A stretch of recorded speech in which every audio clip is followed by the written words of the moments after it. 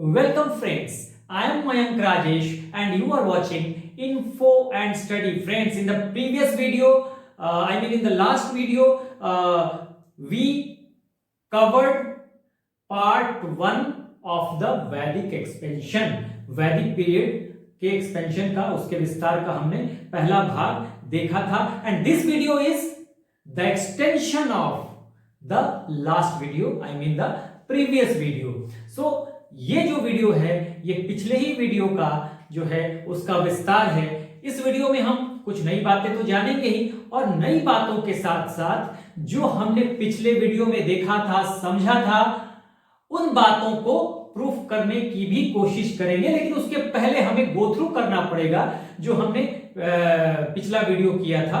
5-7 minute में हम go through करेंगे so that you make a good connection with the topic और आज का जो मेन वीडियो है उसको भी आप समझ सके अच्छे ढंग से. तो देखिए, पिछले वीडियो में हमने मैप के थ्रू सब कुछ समझा था, एक्सपेंशन को, ज्योग्राफिकल एक्सपेंशन को, भौगोलिक विस्तार को. तो मैंने पहले से मैप बना के रखा हुआ है ताकि हमें टाइम ना लगे ज्यादा और फिर हम उन बातों को समझ के और फिर आगे बढ़ सके. तो देखिए, ज्योग्राफिकल एक्सपेंशन की जहां तक बात है, ये वैदिक पीरियड मैंने लिखा. वैदिक पीरियड का टाइम 1500 टू 600 BC ऑलरेडी लिखा हुआ है. 2 पार्ट में वैदिक पीरियड, ऋग वैदिक पीरियड, इसे ही हम अर्ली वैदिक पीरियड भी कहते हैं या पूर्व वैदिक काल कहते हैं. 1500 टू 1000 BC. सिमिलरली लेटर वैदिक पीरियड, उत्तर वैदिक काल 1000 टू 600 BC, यानी 1500 से शुरू होगा और 600 पे खत्म होगा. ठीक है, तो ये तो हमारा 2 पार्ट में वैदिक पीरियड है. ठीक है, तो देखिए, हमने मैप के थ्रू समझा था कि एक्सपेंशन कितना था, कहां से कहां तक था. वैदिक पीरियड में, ऋग वैदिक पीरियड में जो आर्यंस थे वो कहां तक पहुंचे थे, किन क्षेत्रों तक की जानकारी थी उनको, किन क्षेत्रों तक वो मैक्सिमम पहुंच पाए थे, किन एरियाज तक वो पहुंच पाए थे. और फिर लेटर वैदिक पीरियड में आर्यन कहां तक बढ़ चले थे. ठीक है, इन बातों को हमने समझा था मैप के थ्रू. ये इंडिया का मैप, ये पाकिस्तान और ये अफगानिस्तान. ठीक है, यहां वाला.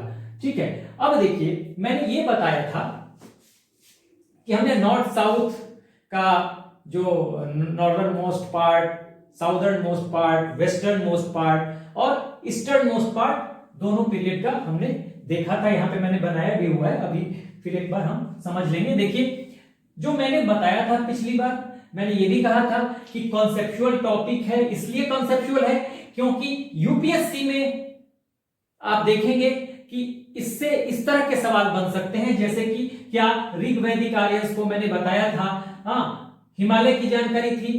अगर हिमालय की जानकारी थी तो पूर्वी हिमालय की जानकारी थी या पश्चिमी हिमालय की जानकारी थी.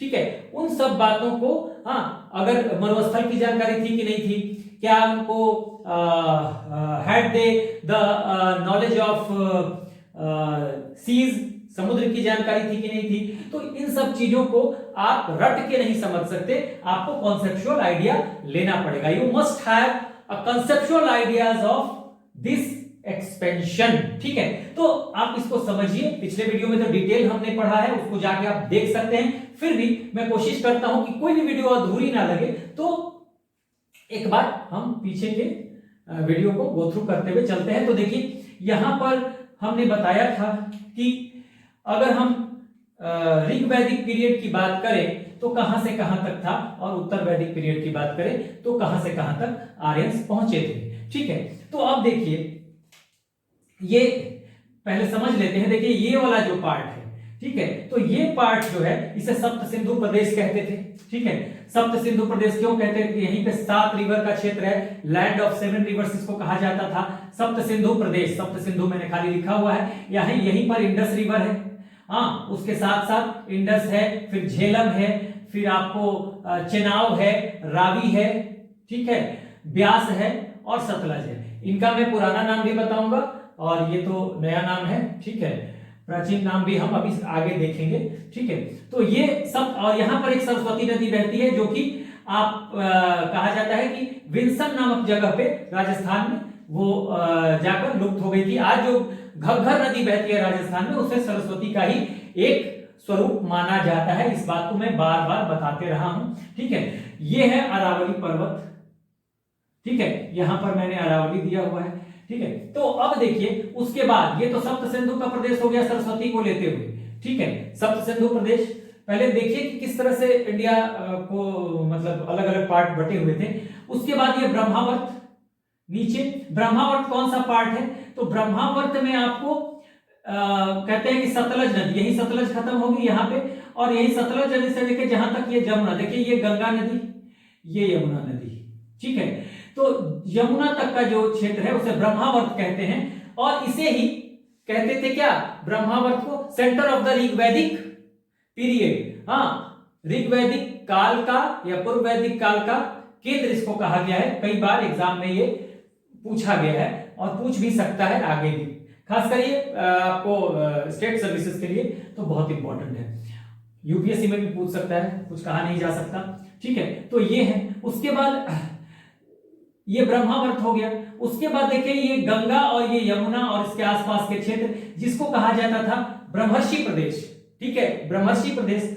और उसके बाद ये है विंध्य रीजन और ये है हिमालय, ठीक है, ये हिमालय, देखिए ये सब हिमालय है, हिमालय है, और ये विंध्य रीजन है, विंध्य रीजन है। तो हिमालय से विंध्य रीजन तक का जो क्षेत्र है, ठीक है, हिमालय से विंध्य रीजन तक का जो क्षेत्र है इसे कहते थे, ये देखिए ये विंध्य रीजन तक का क्षेत्र जो है इसे कहा जाएगा क्या, मध्य देश, मध्य देश, मैंने लिख दिया मध्य देश, देख लीजिए। तो आपको अब ये समझना है, देखिए यहां से ये विस्तार जो रेड कलर में मैंने दिखाया हुआ है ये आपको अर्ली वैदिक पीरियड का यानी ऋग्वैदिक पीरियड का है। उसके बाद यहां से देखिए, यहां के बाद ये है और ये है, यहां तक ये गंडक नदी है, ये गंडक नदी है यहां पर बिहार में, ठीक है। ये वाला पार्ट जो है ये गंडक नदी है। तो गंडक तक का विस्तार जो है ये है लेटर वैदिक पीरियड का, ठीक है। तो अब देखिए हमने इस मैप के थ्रू आपको बताया था, हाँ, कि कैसे कैसे नॉर्दर्न मोस्ट पार्ट और साउदर्न मोस्ट पार्ट यानी कि उत्तरी छोर, दक्षिणी छोर, पूर्वी छोर, पश्चिमी छोर कैसे कैसे तय होगा। अब देखिए यहां पर था क्या, तुर्कमेनिस्तान था, जो हमने ये अर्ली वैदिक पीरियड का ये क्षेत्र है, अर्ली वैदिक पीरियड का, ठीक है। तो ये जो क्षेत्र है ये देखिए ये जो है ये है तुर्कमेनिस्तान। तो मैंने यहां पर तुर्कमेनिस्तान लिख दिया, अर्ली वैदिक पीरियड के लिए तुर्कमेनिस्तान नॉर्दर्न मोस्ट पार्ट, ठीक है। उसके बाद देखिएगा ये है ये देखिए अरावली, अरावली यही पे अरावली है। तो मैंने साउदर्न मोस्ट पार्ट अरावली लिख दिया था, पिछले वीडियो में भी बताया था मैंने, ठीक है। उसके बाद जो वेस्टर्न मोस्ट पार्ट है देखिए ये है अफगानिस्तान, तो अफगानिस्तान यहां पे मैंने लिख दिया। और लास्ट में आप देखेंगे तो इधर पश्चिम में ये जहां पे ये खत्म होगा ब्रह्मावर्त, हाँ, ब्रह्मावर्त का मतलब हरियाणा दिल्ली का क्षेत्र आज का, तो यहां से पश्चिमी यूपी शुरू हो जाएगा। तो यहां पे पश्चिमी यूपी है तो हमने लिख दिया वेस्टर्न यूपी, वेस्टर्न यूपी इसका पूर्वी छोर, ठीक है, पश्चिमी यूपी जो है इसका पूर्वी छोर है। देख लीजिए नॉर्थ उत्तर, साउथ दक्षिण, पश्चिम यानी कि वेस्ट और ईस्ट पूरब। तो आप देख लीजिए नॉर्थ में तुर्कमेनिस्तान, साउथ में अरावली, ये अरावली है, अरावली रेंज है, ठीक है। इधर अफगानिस्तान, तो अफगानिस्तान है, और इधर वेस्टर्न यूपी, तो वेस्टर्न यूपी है इधर, ठीक है। यहां पे हमने देख लिया ये वेस्टर्न यूपी, देख लीजिए ये वेस्टर्न यूपी, ठीक है। अब हमने जो लैंग्वेज में लिखा था तो अफगानिस्तान लिख दिया, अफगानिस्तान। पार्ट्स ऑफ पाकिस्तान, तो देखिए ये पाकिस्तान है, कुछ बलूचिस्तान का पार्ट इधर वाला छूट जा रहा है, तो ये पार्ट्स ऑफ पाकिस्तान आ गया, ठीक है।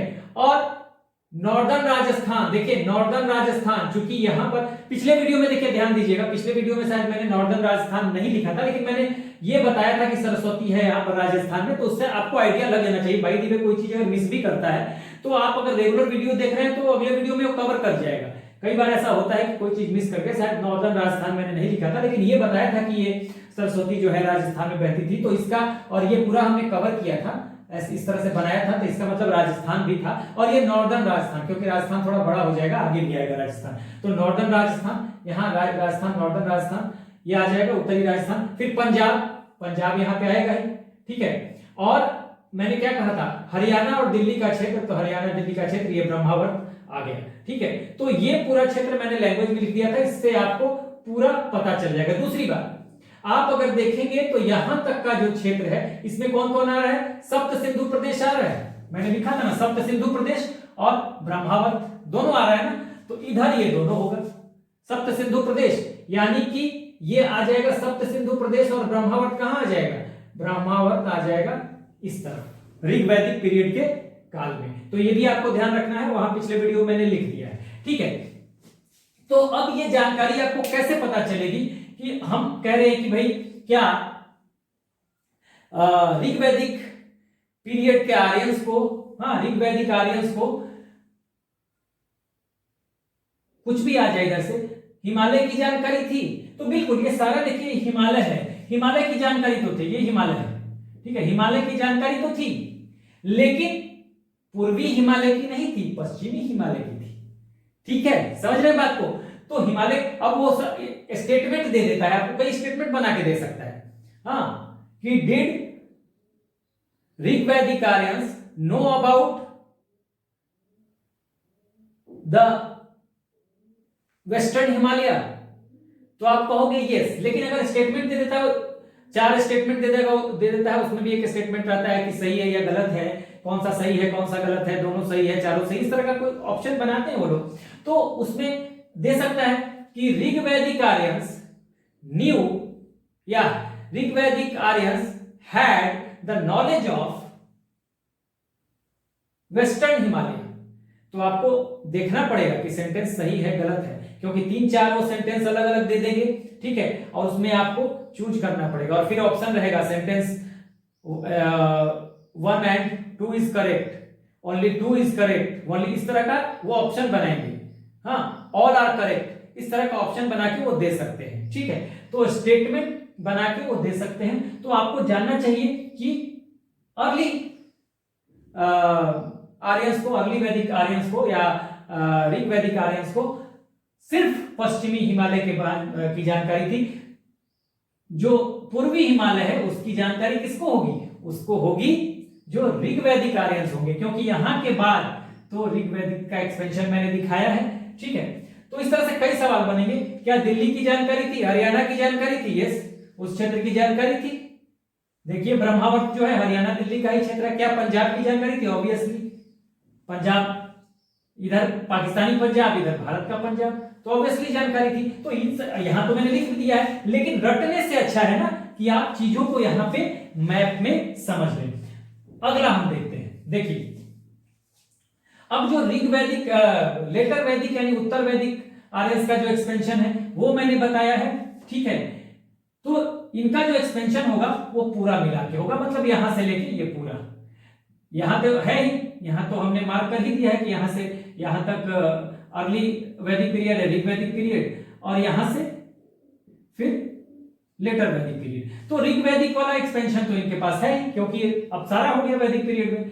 और प्लस ये जो मैंने दिखाया था, देखिए यहां पर गंगा यमुना दोअब, ये दिखाया था ना, यहां से ब्रह्मावर्त से गंगा यमुना दोअब, ठीक है। तो ये गंगा यमुना दोअब का जिसे हमने अभी दिखाया था, जिसे ब्रह्मर्षि प्रदेश, ठीक है, ब्रह्मर्षि प्रदेश, देखिए एक बार फिर, क्योंकि मैंने बार बार उस पर मार्क कर दिया, ये गंगा यमुना दोअब यहां से लेकर, देखिए ब्रह्मर्षि प्रदेश के बाद ये गंगा नदी और ये यमुना नदी, ठीक है, और इसके आसपास का जो क्षेत्र, और ये दोअब हो गया। तो ये जो था ये है ब्रह्मर्षि प्रदेश, और फिर हिमालय और ये विंध्य पर्वत जो है इसके बीच का जो क्षेत्र है ये कहा जाएगा मध्य देश। तो ये सारा मध्य देश भी आ जाएगा। तो इसमें मैंने दिखाया गंगा यमुना दोअब, ठीक है, और बिहार अप टू गंडक, ये गंडक तक का विस्तार है। अभी हम पढ़ेंगे आगे, इसको प्रूफ करेंगे, शतपथ ब्राह्मण में है, हाँ, एक कहानी गौतम राहुगण और विदेह माधव की, कि किस तरह से गंडक तक ही आर्यंस थे, हाँ, वैदिक आर्यंस गंडक तक ही जाके ये इनका विस्तार जो है गंडक तक जाके रुक जाता है, आगे नहीं हो पाता बिहार में, ठीक है, मगध में नहीं जा पाते ये। तो ये अभी मैं बताऊंगा उसका रीजन। तो देखिए गंगा यमुना दोअब, अब गंगा यमुना दोअब में अब पहले तो ऋग वैदिक पीरियड में सिर्फ वेस्टर्न यूपी ही इनका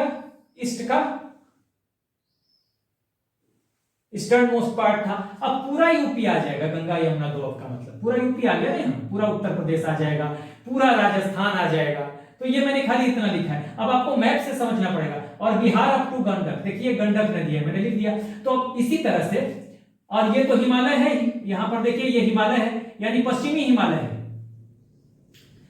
इस तरफ पूर्वी हिमालय की बात करेंगे तो बहुत सारा इसमें आ जाएगा। अभी हम आगे देखेंगे, हिमवंत हिमालय को बोलते थे, उसमें बहुत सारे पीक्स थे, मुजवंत, शिलामंत, ठीक है,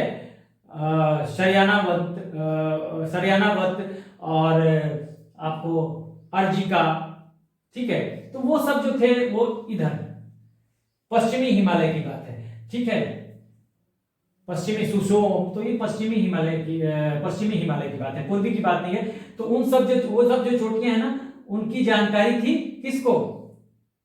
ऋग्वैदिक आर्यंस को। लेटर ये ऋग्वैदिक आर्यंस को पश्चिम में बहुत सारे चोटी हैं हिमालय के, मैनाक, काउंच, ठीक है, और आपको त्रिककूट, तो अभी मैं बताऊंगा आगे।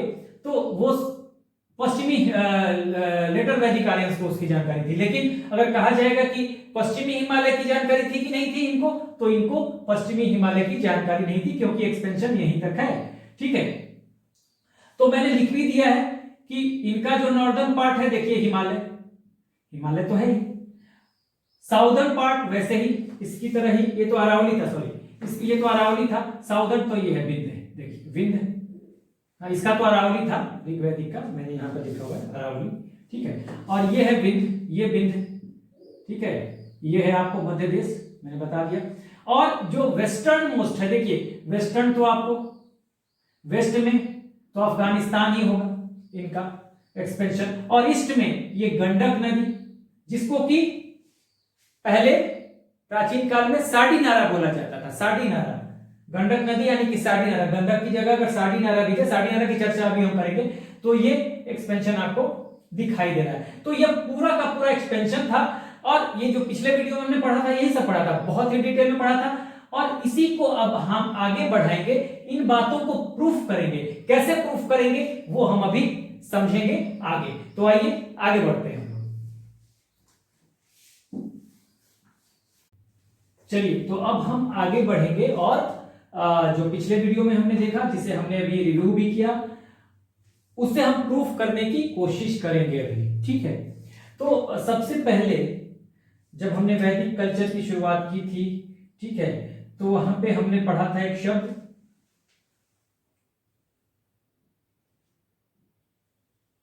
वैदिक संहिता। इसे वैदिक लिटरेचर कह ले या इसे वैदिक टेक्स्ट कह ले, ठीक है ना।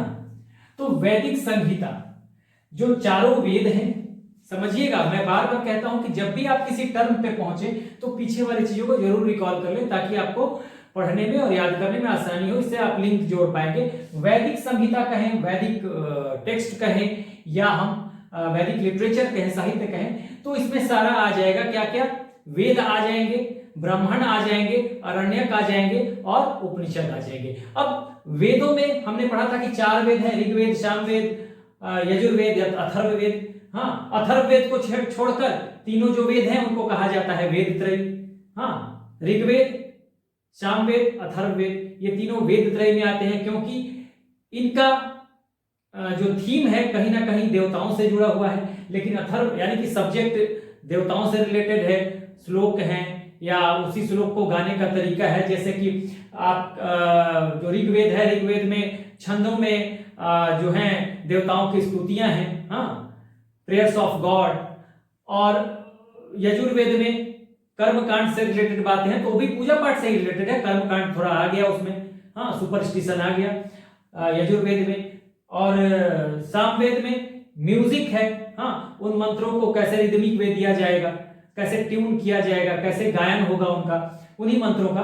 तो वो आपको सामवेद में है, यानी सामवेद का रिलेशन म्यूजिक से है, संगीत से है, गायन से है, और अथर्ववेद का बिल्कुल डिफरेंट सब्जेक्ट है। ये तीनों अगर देखेंगे, पहले वाला ऋग्वेद, यजुर्वेद, सामवेद, तो तीनों का रिलेशन कहीं ना कहीं देवताओं से जुड़ा हुआ है, श्लोकों से, सूक्तों से, हाँ, हिम्स से, तो उनसे देवताओं से रिलेटेड है। हाँ, लेकिन अथर्ववेद में जादू टोना, विच क्राफ्ट जिसे कहते हैं, ठीक है, या हम कह सकते हैं आपको spell and bounds to ward off evils and diseases, ठीक है, मेडिसिन की बात है, औषधियों की बात है, हाँ, कृषि को या एग्रीकल्चर को कीटों से बचाने की बात है, वो अथर्ववेद में है। तो अथर्ववेद का विषय वस्तु बिल्कुल अलग है और बाकी तीन वेदों का अलग है, इसलिए अथर्ववेद को वेद त्रयी में नहीं रखते हैं, ये मैं पहले ही बता चुका हूं। अब वेदों को, चार वेदों के बाद हमें वैदिक संहिता में आ जाएगा, कहीं दे ऋग्वेद संहिता, तो आप कंफ्यूज नहीं होइएगा, ऋग्वेद को ही कहते हैं। हाँ,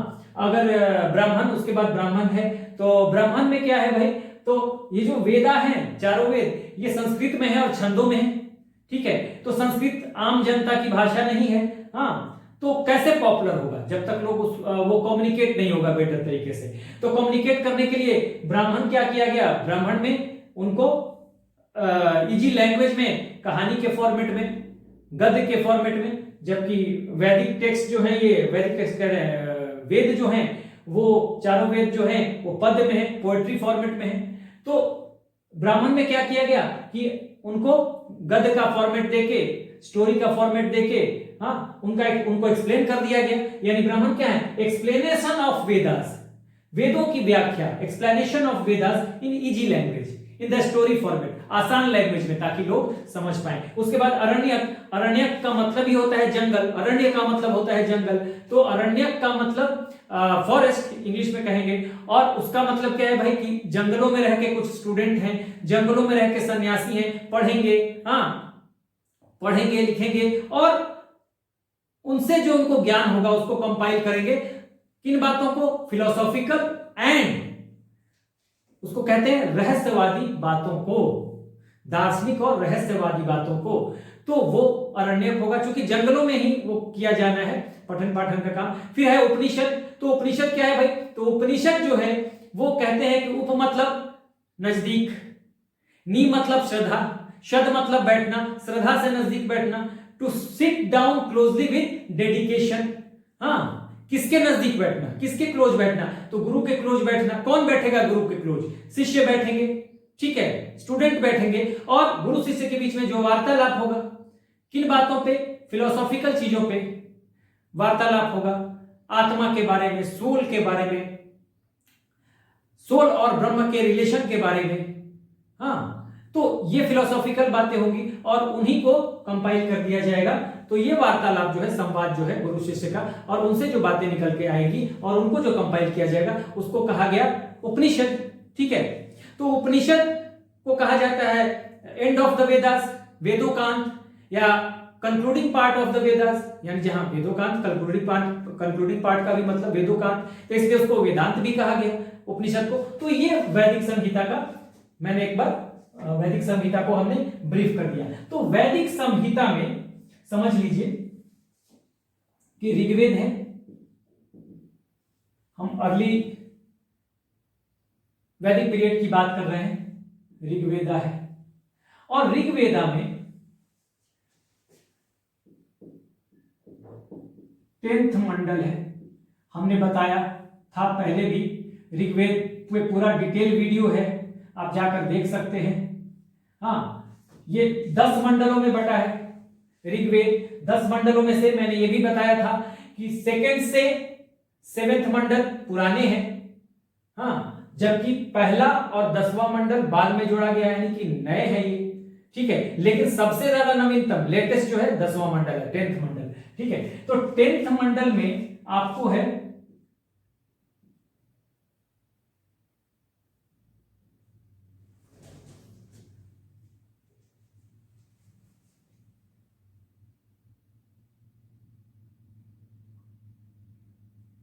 टेंथ मंडल में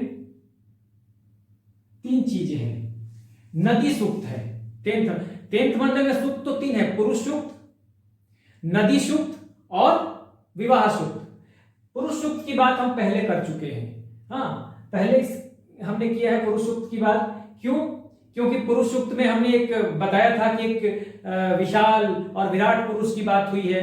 हाँ, जिसके सिर से ब्राह्मणों का उदय होता है, हाथों से क्षत्रिय का उदय होता है, पेट से यानी उदर से, हाँ क्योंकि पेट भरने का काम वैश्य करते थे तो वैश्यों का उदय होता है, और पांव से शूद्रों का उदय होता है। 4 वर्ण की बात की गई है वैदिक पीरियड में, तो उसकी बात हम पहले कर चुके हैं। तो 3 चीजों की बात की गई है।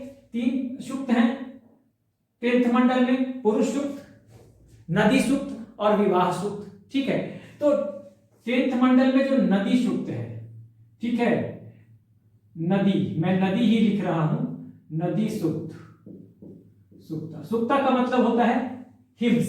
ठीक है, तो अब समझिएगा, वैदिक संहिता में टोटल 31 रिवर्स की चर्चा है, रेफरेंस है 31 रिवर्स की। ठीक है, जबकि ऋग्वेद में 25 रिवर्स की। ठीक है, जबकि नदी सूक्त में 10th मंडल में जो नदी सूक्त है उसमें 21 रिवर्स की चर्चा है, यानी कि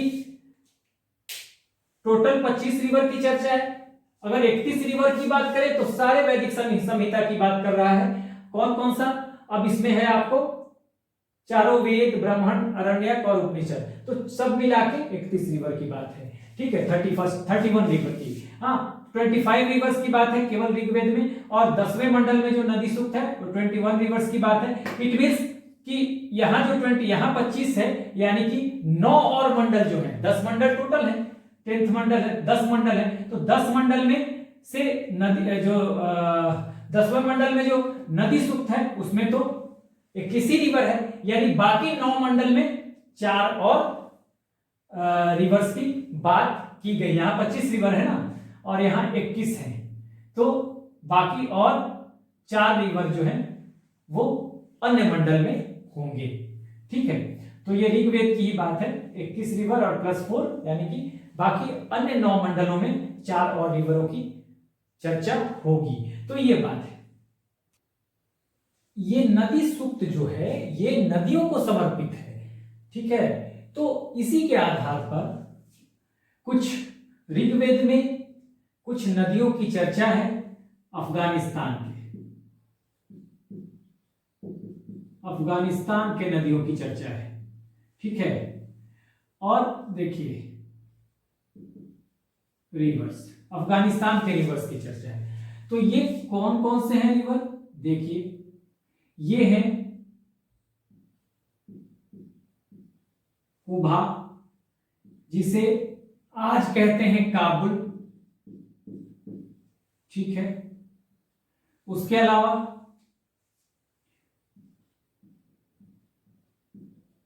क्रुमु, जिसे आज कहते हैं कुर्रम।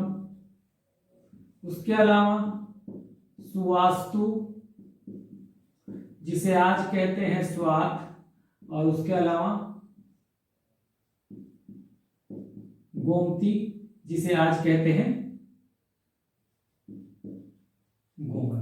तो ये तो अफगानिस्तान की नदियां हैं, और चूंकि ऋग्वेद में इनकी चर्चा हो रही है तो इसलिए इन नदियों को अगर पूछ दिया जाए कि इन नदियों की जानकारी, किसी भी नदी के बारे में ऋग्वैदिक आर्यंस को थी या नहीं थी, तो बिल्कुल थी। या दे देता है स्टेटमेंट बना के कि कुबा की जानकारी या काबुल रिवर की जानकारी ऋग्वैदिक आर्यंस को नहीं थी। ऐसा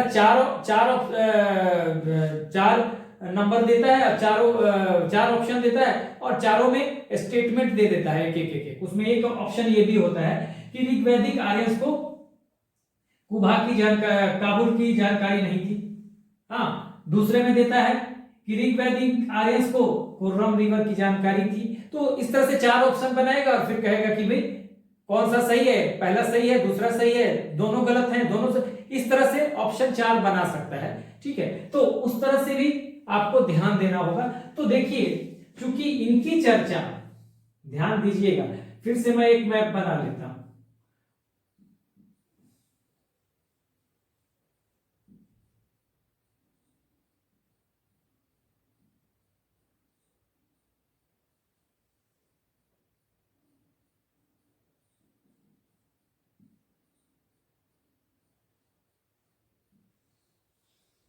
ये हो गया। और हमने यही तो बताया था कि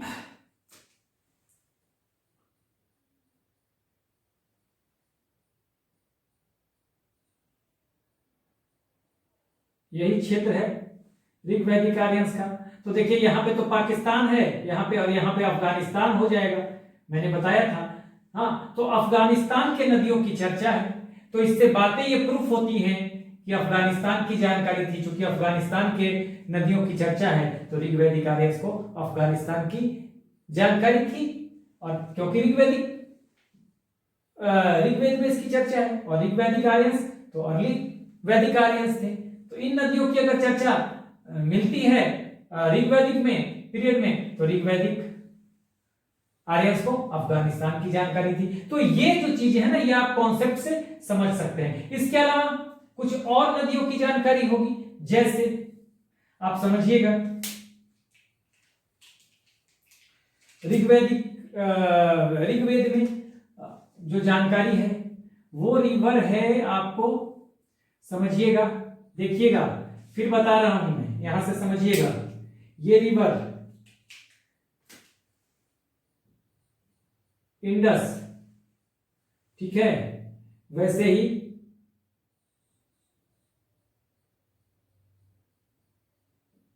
झेलम, इस तरह से, ठीक है,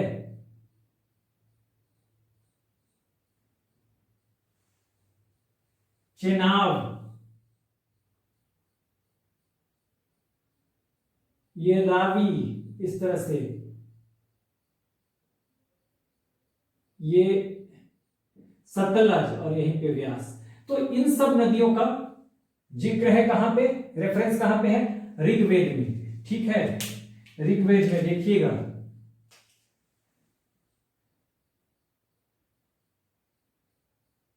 अन्य नदियों की जो चर्चा है वो है इंडस, ठीक है। उसके बाद इंडस के बाद जो चर्चा है झेलम। ये सब देखिए सीक्वेंस में आपको जानकारी रहनी चाहिए, क्योंकि आगे जब आप पढ़ेंगे ना तो बहुत सारी चीजें ऐसी होंगी जो सीक्वेंस से ही आपको क्लियर होंगी, ठीक है ना।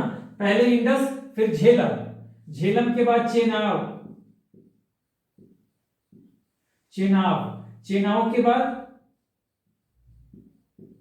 रावी, रावी के बाद व्यास, और व्यास के बाद सतलज, ठीक है। ये नदियां हैं। और देखिए झेलम का नाम क्या था, ये था वितास्ता, ठीक है, पुराना नाम, आज नया नाम है, ठीक है ना। तो ये वितास्ता, ठीक है। चेनाब,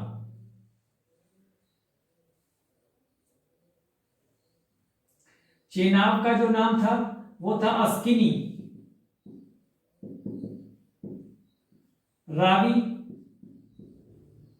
परुशनी, व्यास, यहां मैं व्यास नहीं लिख के मैं लिखता हूं मरुदविदा,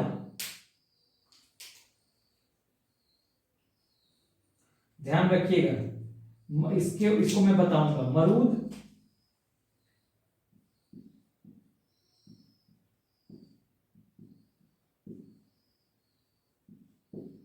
वृदा, क्यों लिख रहा हूं अभी मैं बताऊंगा।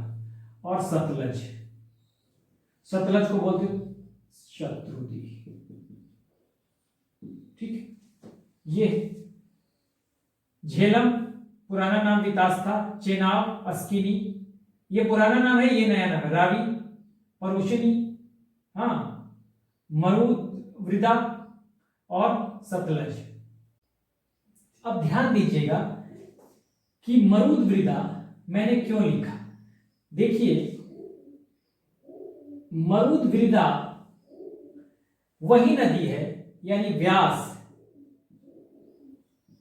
व्यास नदी है जिसका पुराना नाम है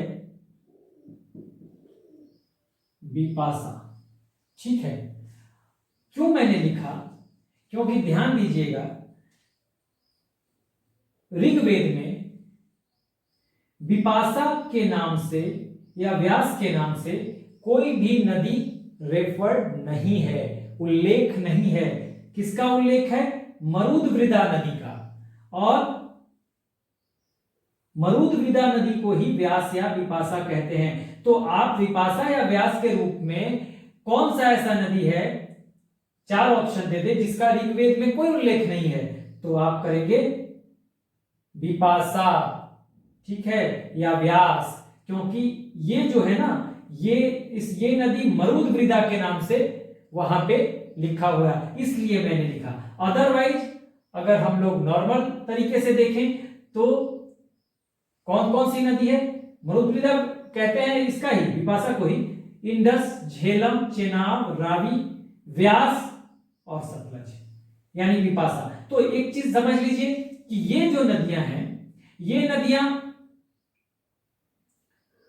ये नया नाम है और ये पुराना नाम है। यह लिख देता हूं मैं।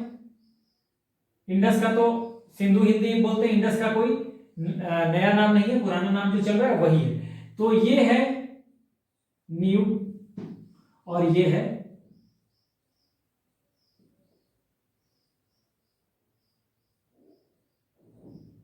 ये, इसको मॉडर्न कह लीजिए, मॉडर्न नेम, आधुनिक नाम, मॉडर्न। और ये है ओल्ड नेम, ठीक है।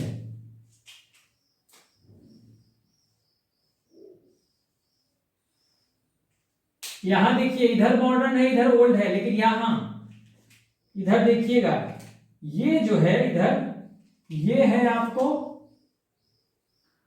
ओल्ड और ये है मॉडर्न।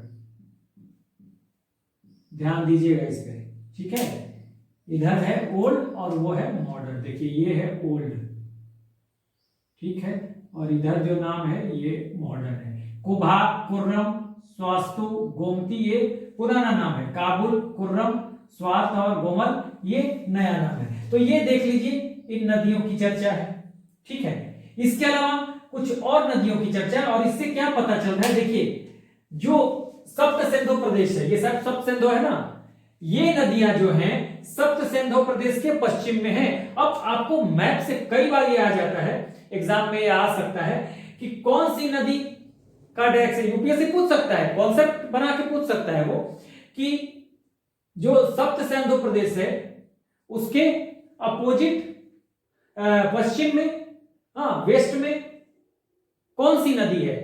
4 में से कोई ऑप्शन दे देगा, 3 ऑप्शन कोई और दे देगा, इसमें से दे देगा, ठीक है। तो आपको बताना पड़ेगा, और ये कॉन्सेप्ट से होगा, ठीक है। तो ये ऋग्वैदिक आर्यंस को अफगानिस्तान की जानकारी थी, अफगानिस्तान में बहने वाली नदियों की जानकारी थी। अगर अफगानिस्तान की है तो वहां बहने वाली नदियों की जानकारी है, ठीक है। इन सब नदियों की जानकारी है, सप्त सिंधु प्रदेश की जानकारी है। और मैंने अभी अभी बताया कि सप्त सिंधु प्रदेश किसका क्षेत्र था? ऋग्वैदिक आर्यंस का क्षेत्र था, ब्रह्मावर्त। और सप्त सिंधु प्रदेश, इसके नीचे हरियाणा दिल्ली का क्षेत्र ब्रह्मावर्त, जो कि ऋग्वैदिक आर्यंस का क्षेत्र था या रीजन था। तो वो आपको ध्यान रखना है कॉन्सेप्ट से, ठीक है। इसके अलावा कुछ और रिवर्स की चर्चा होगी, इसे मैं मिटाता हूं। ये नया नाम और पुराना नाम यहीं पे आप मैंने लिख दिया है, ये आप जरूर याद रखिएगा, क्योंकि कई बार ये भी मैच करने के लिए दे देगा, ठीक है। परोशनी किसका नाम है भाई, किसका नाम था, ठीक है, या किसका नाम है? तो परोशनी आपको रावी नदी का है। चेनाव के लिए कौन सा है? तो अस्किनी है। अस्किनी पुराना नाम, चेनाव नया नाम। तो आपको मैच करने के लिए, सुमेलित करने के लिए दे देगा। तो ये आप ध्यान रखिएगा नदियों के नाम को, पुराना नाम और नया नाम, मतलब old name and modern name, तो वो आपको याद रखना है। इसके अलावा ऋग्वेद में कुछ और नदियों की चर्चा है, ठीक है, जो कि बड़ी इंपॉर्टेंट है। अब देखिए, नदी सूक्त के आधार पर ऋग्वेद में ही, ठीक है, कुछ और नदियों की चर्चा है।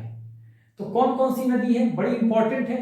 जैसे अब इंडस, इंडस के बारे में आप कह सकते हैं कि इसका रेफरेंस जो है, उल्लेख जो है, वो सर्वाधिक बार, सबसे ज्यादा बार, ठीक है। तो मैक्सिमम जो उल्लेख है maximum number of times, maximum times लिख दीजिए, मैक्सिमम टाइम्स। इंडस का यानी सिंधु रिवर का उल्लेख सबसे ज्यादा बार है। जो सरस्वती है, सरस्वती है, इसको यह सबसे पवित्र नदी मानी गई।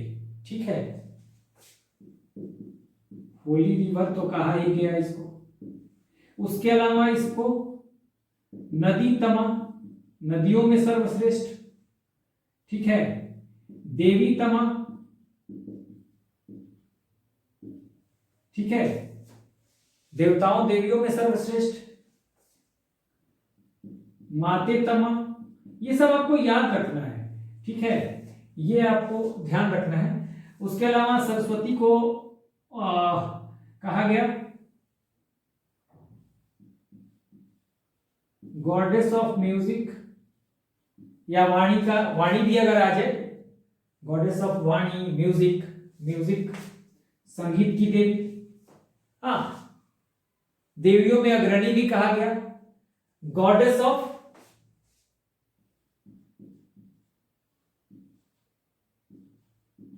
विजडम।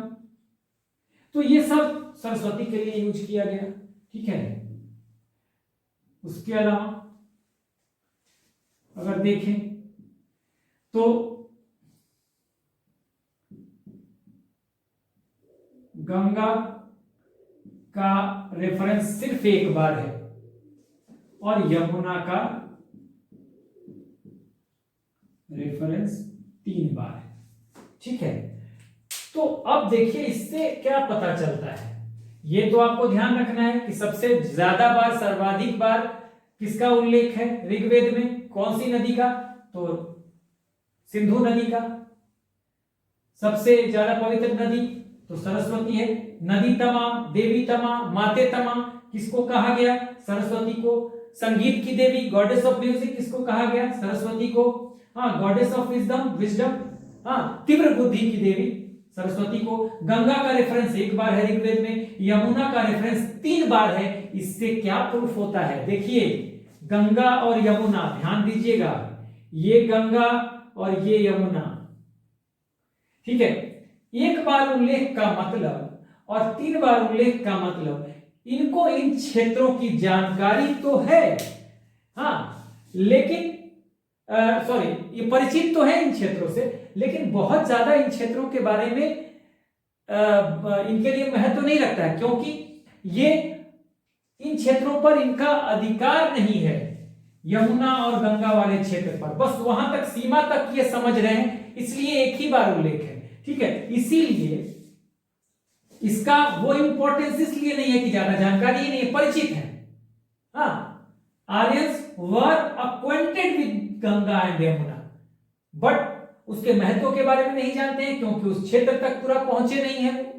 तभी तो कम चर्चा है, क्योंकि आप जिस क्षेत्र में रहेंगे उस क्षेत्र में आपका ज्यादा बार भ्रमण होगा, आप ज्यादा बार उसके बारे में ज्यादा चीजों की जानकारी रखेंगे, और ज्यादा चीजों की जानकारी रखेंगे और कुछ भी लिखते हैं उस क्षेत्र के बारे में, तो उसकी चर्चा जरूर होगी, वहां पर ज्यादा से ज्यादा बार होगी। लेकिन चर्चा किसकी होती है, सबसे ज्यादा बार इंडस की होती है और सरस्वती की होती है, हाँ, होली रिवर के रूप में। लेकिन गंगा और यमुना, गंगा 1 बार, यमुना 3 बार इनकी चर्चा होती है। इसका मतलब यह है कि परिचित हैं, बस बहुत ज्यादा इनको जानकारी नहीं है। और तभी इससे यह प्रूफ होता है कि यहां गंगा यमुना के क्षेत्र तक पहुंचते पहुंचते, वेस्ट में, वेस्टर्न यूपी तक पहुंचते पहुंचते ऋग्वैदिक आर्यंस का विस्तार खत्म हो जाता है। तभी ऋग्वैदिक आर्यंस का जो विस्तार का जो ईस्टर्न पोर्शन रखा गया है, वो रखा गया है वेस्टर्न उत्तर प्रदेश। ठीक है, वेस्टर्न यूपी, ईस्टर्न मोस्ट जो एक्सपेंशन, क्योंकि इसी से पता चलता है गंगा का उल्लेख 1 बार, यमुना का उल्लेख 3 बार। अगर ऋग्वैदिक आर्यंस यहां तक पहुंच जाते तब इनके बारे में हो सकता है कि ज्यादा जानकारी होती, ज्यादा बार चर्चा होती। ठीक है, तो इससे ये पता चलता है कम उल्लेख है, इसका मतलब कम रेफरेंस है कि परिचित तो हैं, they were acquainted with these two rivers, but they were not much aware about these areas. बहुत ज्यादा जानकारी नहीं थी इस एरिया के बारे में। बस एक हो सकता है कि चर्चा कभी सुन लिया, अगर मैंने मान लीजिए सुन लिया किसी देश का नाम, अमेरिका में गया नहीं, मैंने सुना हुआ है तो अमेरिका कहीं चर्चा कर दूंगा, लेकिन ज्यादा चर्चा में कहां करूंगा, भारत का करूंगा। भारत में भी उस जगह का करूंगा, कोई चीज लिखता हूं जहां मैं जिस परिवेश में जिस माहौल में रह रहा हूं वही आएगा मेरे रिटन वर्क में, ठीक है।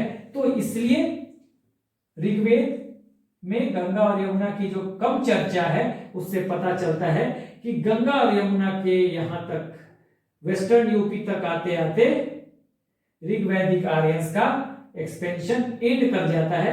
गंगा और यमुना जो आगे बढ़ रही है इस तरफ पूर्व की तरफ, पूर्व के बारे में इनको जानकारी नहीं है। गंगा यमुना दोअब की जानकारी नहीं है, और मैंने बताया भी गंगा यमुना दोअब और उसके आसपास का क्षेत्र ब्रह्मर्षि प्रदेश जाएगा कहां, लेटर वैदिक पीरियड में, ठीक है। और मध्य देश हिमालय और विंध्य पर्वत के बीच का क्षेत्र यानी कि मध्य देश वो जाएगा कहां, किस एक्सपेंशन में, लेटर वैदिक आर्यंस के एक्सपेंशन में। तो इससे इन सब चीजों को देखने से ये प्रूफ होता है जो हमने बातें पहले बताई, जो प्रीवियस वीडियो भी हमने देखा, तो उन सब चीजों को हम प्रूफ करने में, साबित करने में सफल हो पा रहे हैं इस जानकारी से, ठीक है। तो अब हम आगे बढ़ते हैं।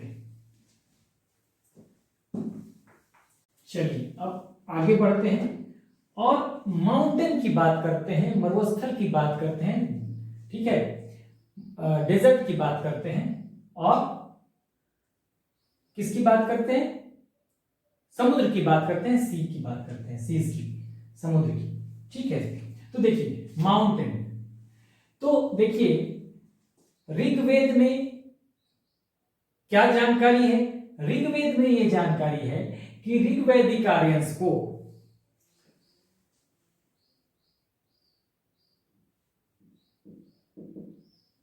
हिमालय की जानकारी थी, लेकिन हिमालय की जानकारी तो है, जिसे ये कहते क्या थे, पुराने समय में कहा जाता था हिमवंत, ठीक है।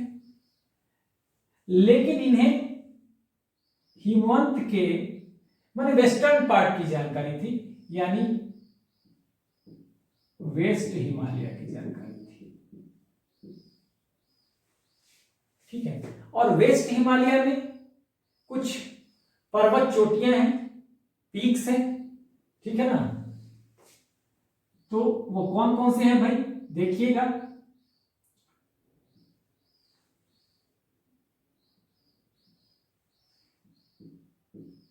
मूजवंत, ठीक है,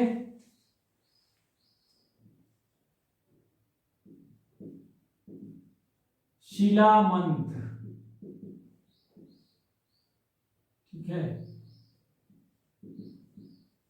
अर्जिका,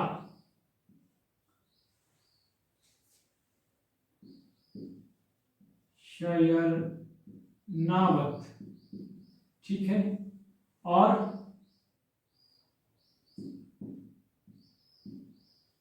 सुषोम, सुषोम, ये जो है ये पश्चिमी हिमालय में पाए जाएंगे। अगर हम देखें तो देखिए ये मैंने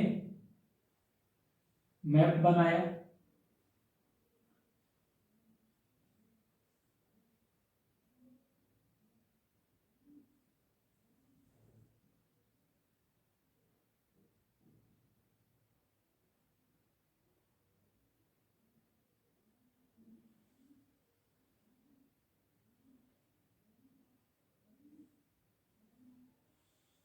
ये मैप अगर हमने बना दिया तो देखिए ये पश्चिमी हिमालय है सारे, तो यहां देखिए हिमालय यही तो है, ये हिमालय है, ठीक है ना, हिमालय है। तो ऑब्वियसली जो ऋग्वैदिक आर्यंस हैं उनको पूर्वी हिमालय की जानकारी नहीं है, उनको पश्चिमी हिमालय की जानकारी है, क्योंकि हमने जो क्षेत्र का विस्तार बताया था ऐसे बताया था। और पाकिस्तान की जानकारी, और मूजवंत पर्वत आपको अफगानिस्तान में ही है, ठीक है, मूजवंत अफगानिस्तान में है, और यही से, हाँ, मूजवंत पर्वत पे पाया जाता था सोमरस। ध्यान दीजिएगा, अफगानिस्तान के हिंदुकुश पर्वत में इसका लोकेशन है, ठीक है, मैं लिख देता हूं, हिंदुकुश माउंटेन अफगानिस्तान, यहां पे इसका लोकेशन है, ठीक है। यानी कि अफगानिस्तान, देखिए ये पाकिस्तान हो गया और पाकिस्तान के ऊपर हो जाएगा, ये अगर देखें तो ये एक तरह से ये पाकिस्तान हो गया, ये अफगानिस्तान हो गया, तो ये जो इसका ऋग्वैदिक आर्यन का थोड़ा और ऊपर चला जाएगा, ये ऐसे, ठीक है। तो ये अफगानिस्तान में हिंदुकुश पर्वत है, इसी अफगानिस्तान में, ठीक है। वहीं पे मूजवंत पर्वत पाया जाता है, और मूजवंत में सोमरस, ठीक है, सोमरस यहीं से निकलता था। सोमरस आपने नाम सुना होगा, और सोमरस का सेवन कौन करता था, कौन पीता था, इंद्र पीते थे, और इसीलिए 9th मंडल में, यहीं पे मैं लिख देता हूं सोमरस, सोमरस यहां पे मिलता था, ठीक है। और सोमरस को पीने से ही कौन पीता था, इंद्र पीते थे। सोमरस कौन पीता था, तो सोमरस पीते थे इंद्र, देखिए इंद्र, और इसीलिए इंद्र को कहा गया क्या, सोमापा, सोमापा, ध्यान रखिएगा। सोमरस कहां से मिलता था, मूजवंत पर्वत जो कि अफगानिस्तान में है, हिंदुकुश माउंटेन में इसका लोकेशन है, अफगानिस्तान में, हाँ, अफगानिस्तान में, और अफगानिस्तान यहां पे है, तो सोमरस पिता कौन था, इंद्र, और इसीलिए इंद्र को क्या कहते हैं, सोमापा, और इसकी चर्चा कहां पे है, 9th मंडल में, 9वें मंडल में, ठीक है ना। तो ये चर्चा, सोमापा की चर्चा है कहां पे, ऋग्वेद में 10 मंडल है, अभी हम चर्चा कर रहे थे, तो 9th मंडल में, 9th मंडल में, 9वें मंडल में।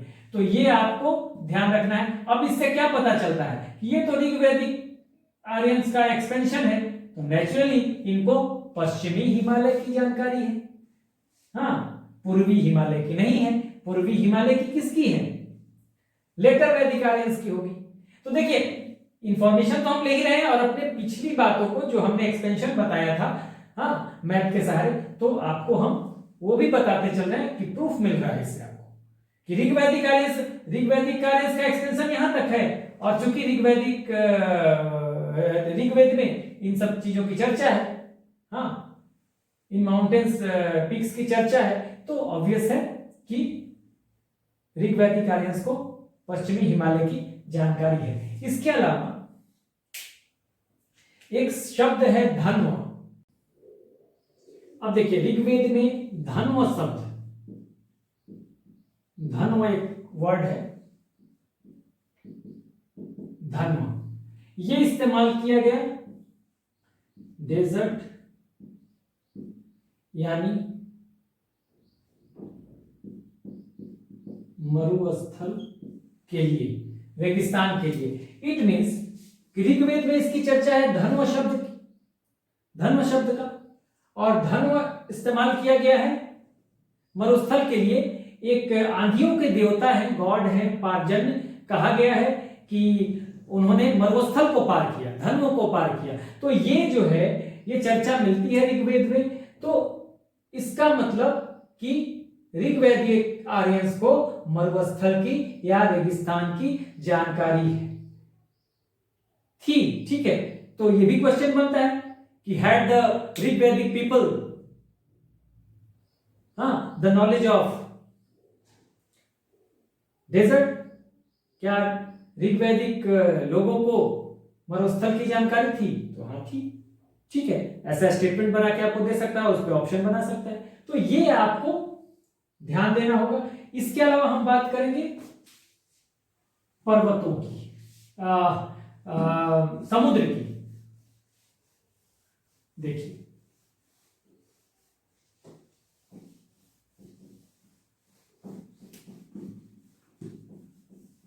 ये जो सुषोम और शरणावत, ये जो है ना, ये अभी जो मैंने लिखवाया है, तो ये कश्मीर वैली में है, ठीक है। कोई भी चीज दे, कश्मीर की जानकारी थी, हाँ ठीक, इसे आपको पूरे मैप से ही और पता चल जाएगा, ठीक है। अब देखिए,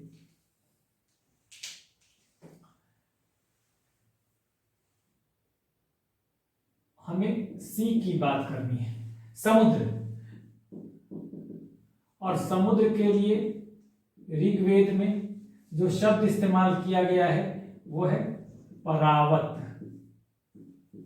परावत, ठीक है, परावत। और ये जो शब्द हैं, कुछ शब्द इस्तेमाल और किए गए हैं समुद्र के लिए, परावत समुद्र के लिए कहा गया है। और इसमें जो कुछ शब्द हैं, 4 सागरों के नाम है, 4 समुद्रों के नाम है, तो वो कौन कौन से हैं ये देखिएगा। 4 समुद्र के अगर हम नाम देखें तो इसमें है, कहा गया है अपर, यानी ये अरब सागर के लिए कहा गया है,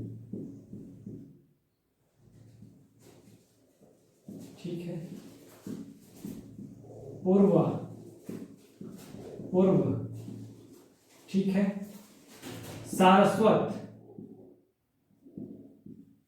जहां से सरस्वती नदी निकलती है उसको सारस्वत, उस देश को कहा गया। और उसके अलावा सयर्ना, ये 4 समुद्र की चर्चा है ऋग्वेद में, ठीक है ना। तो ये भी आपके लिए इंपॉर्टेंट है कि परावत शब्द किसके लिए इस्तेमाल किया गया, तो समुद्र के लिए। और क्या ऋग्वैदिक आर्यंस को समुद्र की जानकारी थी, तो चूंकि इनकी चर्चा है, ऑब्वियस है कि समुद्र की जानकारी होगी, ठीक है। ये सब स्टेटमेंट बना के दे सकता है, ठीक है ना, ऑप्शन। और उस पे, उस स्टेटमेंट पे 3-4 अलग अलग स्टेटमेंट देगा और उस स्टेटमेंट पे ऑप्शन बनाएगा, only first correct, only first and second correct, all are correct, हाँ, नन इज करेक्ट, ऐसे करके बना सकता है ऑप्शन, तो आपको ध्यान देना होगा। तो ये मैं मिटाता हूं, हमने पर्वतों की बात कर ली। अब हम आगे बढ़ेंगे और हम देखेंगे अब लेटर वैदिक पीरियड के एक्सपेंशन को समझने की कोशिश करेंगे। हालांकि वो तो हमने समझा है, लेकिन अब कैसे हुआ है एक्सपेंशन आगे लेटर वैदिक पीरियड में, अभी तो हमने मैप में देखा, तो उन चीजों को किस तरह से हुआ, हाँ, जैसे कि आयरन की खोज हो गई तो कुल्हाड़ी से काटा गया, हाँ, जंगलों को, उससे हुआ, क्षेत्र विस्तार करके होगा, गौतम राहुगढ़ और विदेह माधव की कहानी है, वो भी अभी हम समझेंगे एक्सपेंशन के बारे में। तो और गंडक नदी तक, अभी जो हम देख रहे थे कि गंडक नदी तक जो एक्सपेंशन है, आपको ऋग्वैदिक आर्यंस का, लेटर वैदिक आर्यंस का, वो जो है वो कैसे हुआ, ठीक है, तो उसको हम समझने की कोशिश करेंगे। चलिए अब एक्सपेंशन समझते हैं लेटर वैदिक पीरियड का, ठीक है।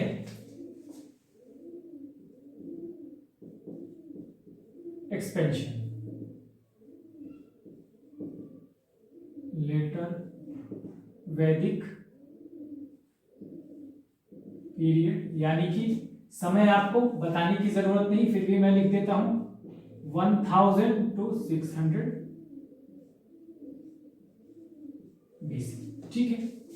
अब ये एक्सपेंशन किस तरह से हुआ, तो पहला तो एक्सपेंशन होगा विक्ट्री से, जीत दर्ज करेगा। एक ट्राइब, कबीले थे पहले, अर्ली वैदिक पीरियड में कबीलों के लिए क्या है, गाय इंपॉर्टेंट है, आगे हम देखेंगे लड़ाइयां गाय के लिए होती है, हाँ, टेरिटरी के लिए नहीं होती, गाय इंपॉर्टेंट है। अब यहां विक्ट्री ओवर टेरिटरीज, ट्राइब्स में लड़ाइयां होंगी, वार होंगे और टेरिटरी के लिए होंगे, हाँ। तो विक्ट्री किसके, किस पे, कैसे होगा, टेरिटोरियल विक्ट्री में लिख देता हूं, ऐसे बेटर है, टेरिटोरियल विक्ट्री से क्या होगा, एक तो एक्सपेंशन होगा,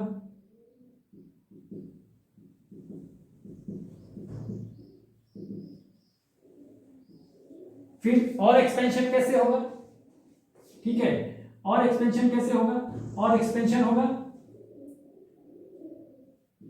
बाय क्लियरिंग द फॉरेस्ट,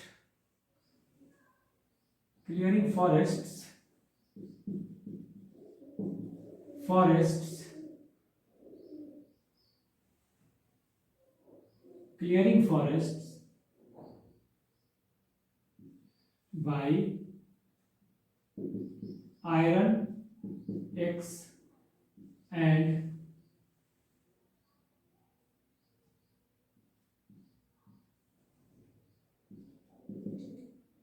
ठीक है, प्लस बर्निंग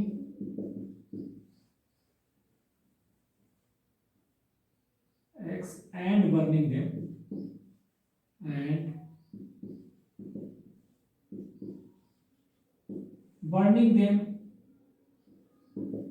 with fire। देखिए दो तरह से एक्सपेंशन हो रहा है। कैसे? एक तो टेरिटोरियल विक्ट्री से होगा, टेरिटोरियल, दो कबीले आपस में संघर्ष करेंगे टेरिटोरी के लिए।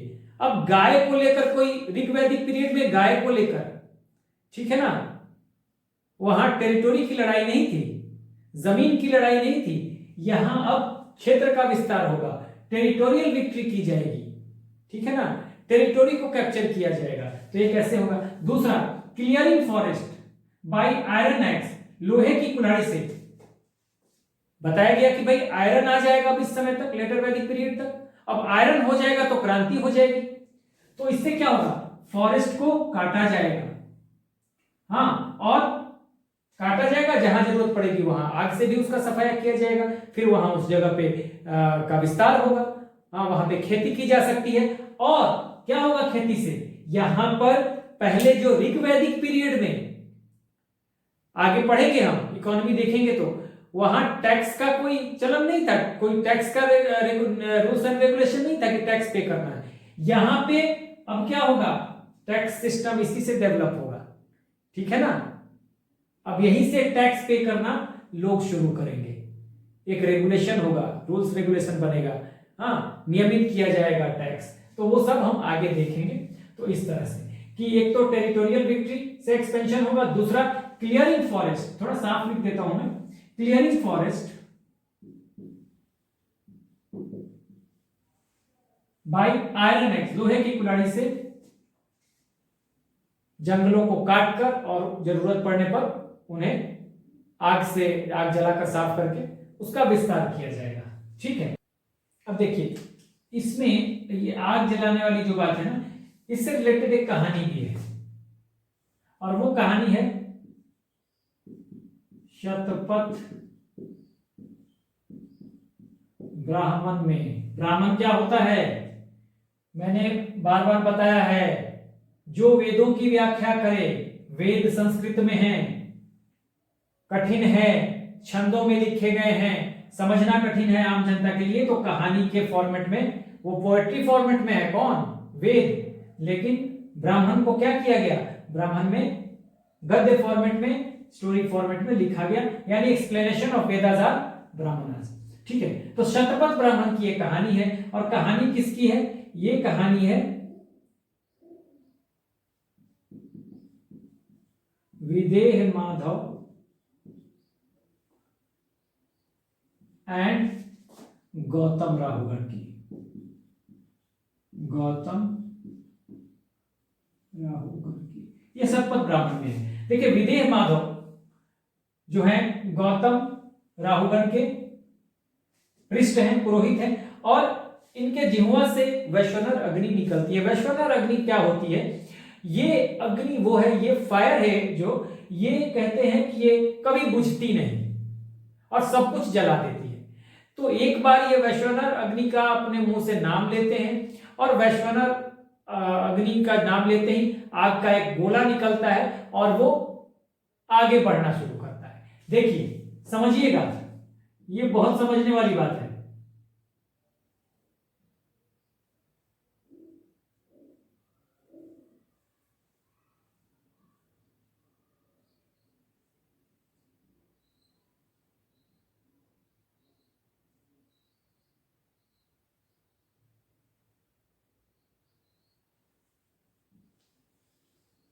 हमने क्या बताया कि एक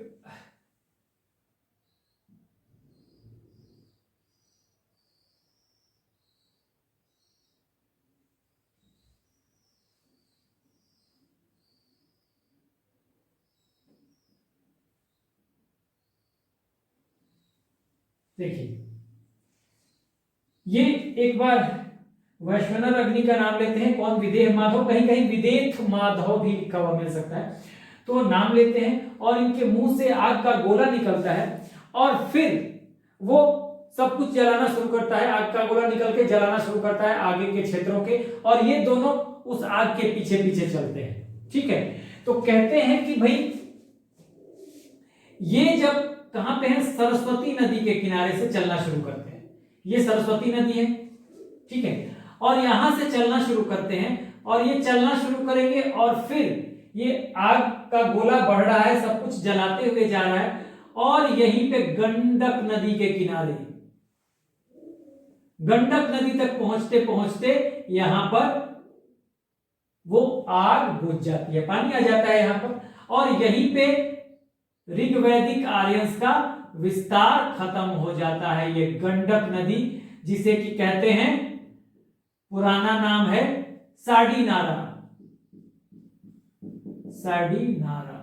ठीक है, तो ये क्या होता है कि यहीं पर आकर गंडक नदी के पास ये चलना शुरू करते हैं। तो कहां से चलना शुरू करते हैं? सरस्वती नदी से, और यहां पे है गंडक, बिहार के पास, बिहार में।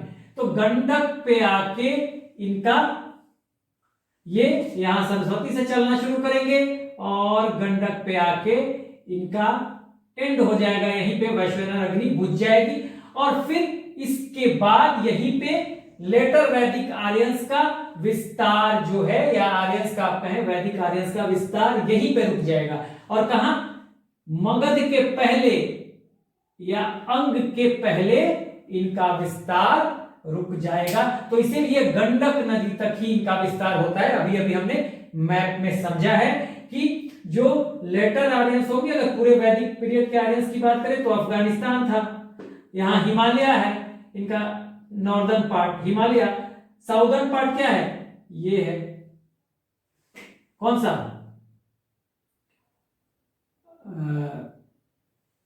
विंध्य, विंध्य। और ये वेस्टर्न है अफगानिस्तान, और ईस्टर्न क्या है? यही गंडक नदी है, मैंने बताया है अभी।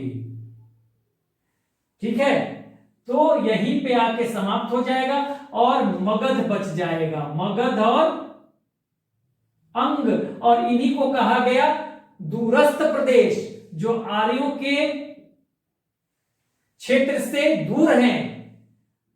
मगध को कहा गया दूरस्थ प्रदेश, ये कहा गया कि आर्यंस के क्षेत्र से दूर हैं। और धुर प्रदेश कहा गया इनको, क्योंकि ये आपस में मगध, ये मगध और ये अंग धुर विरोधी हैं। ठीक है, और इन पर Aryan, they are far away from the traditions of Aryans, they didn't follow the tradition of Aryans. Aryan culture से दूर दूर का नाता नहीं है इनका, क्योंकि गंडक नदी पे आके इनका आर्यंस का विस्तार रुक गया, और मगध तो इधर है, अंग इधर है। ये आर्यंस पूजा करते थे, कर्मकांड करते थे, देवताओं बलि चढ़ाते थे, लेकिन ये कहा गया कि ये है अयजन, वन हु डजंट परफॉर्म यजना, और यज्ञ, जो यज्ञ नहीं करता है अयजन है, अदैव है, देवताओं की स्तुति नहीं करते।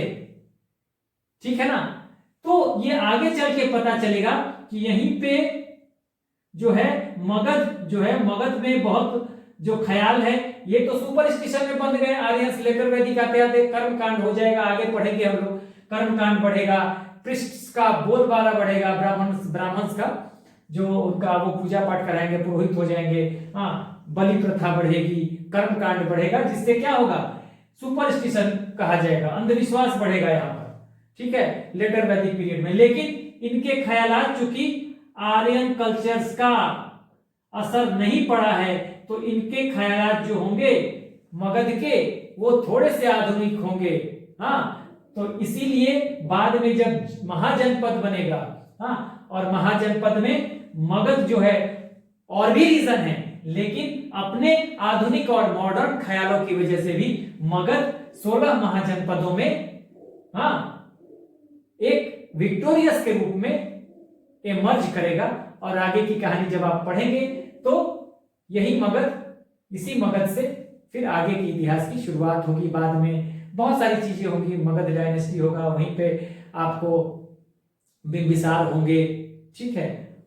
बिंबिसार के बाद वहीं पे मगध में आपको नंद डायनेस्टी होगी, बाद में मौर्यंस भी होंगे। तो एक इसके बाद ये मगध जो है बहुत बड़े साम्राज्य के रूप में उभर कर आएगा बाद में, तो वो हम बाद में देखेंगे। तो ये अभी तक मुझे लगता है कि आपने इन सब चीजों को समझा होगा, ठीक है अभी तक। तो अब आगे बढ़ते हैं और कुछ और चीजों को देख लेते हैं। तो अब हम फाइनली ये देख लेते हैं कि लेटर वैदिक पीरियड यानी उत्तर वैदिक काल का जो एक्सपेंशन है उसकी जानकारी हमें किन किन चीजों से मिलती है, किन किन बातों से मिलती है, उनके सोर्सेस क्या क्या हैं। तो देखिए, एक्सपेंशन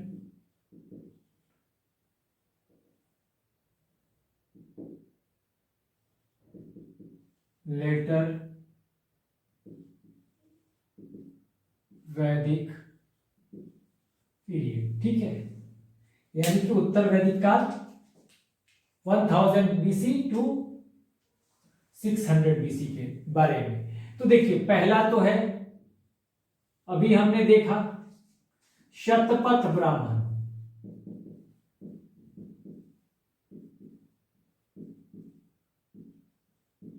और शतपथ ब्राह्मण में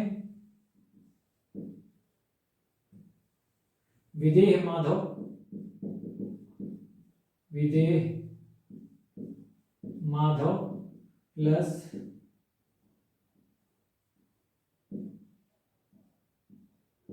गौतम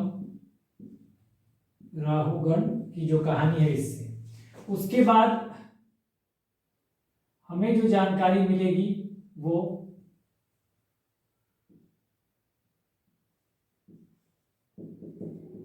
रिवर्स, और किन किन रिवर्स की जानकारी होगी देखिए, ये हमें लेटर वैदिक टेक्स्ट की जो में जो जानकारी मिलेगी, उत्तर वैदिक काल के जो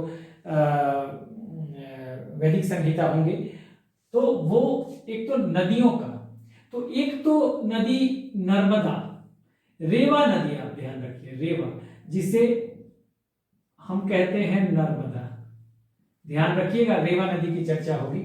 और दूसरी नदी है गंडक, जहां तक बिहार में लेटर वैदिक आर्यंस का विस्तार होता है, गंडक नदी तक, गंडक नदी तक, और इसे कहा गया साडी नारा, ठीक है। रेवा नदी, नर्मदा नदी, ठीक है, कहां पे है देख लीजिए,